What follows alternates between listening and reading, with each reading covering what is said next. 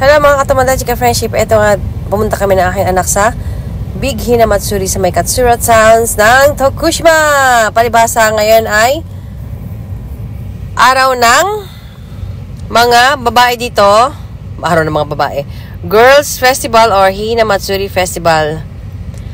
Tingnan muna natin itong napaka-cute na mga dal na ito. Hunky cute. Parang tayo ng mga maliliit pa. Kaya lang, pag pumunta kayo dito at tinignan yung mga dal na yan, syempre, wag nyong hahawakan kasi baka mapapunta sa inyo ang sumpa. Hala. Gumawa pa ako ng kwento ha.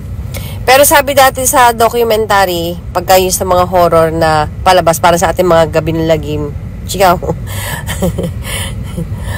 Parang pag hinawakan nyo yan, kung may sumpa yung dal na yan, minsan sasama sa inyo yung sumpa o mapapasa inyo yung sumpa.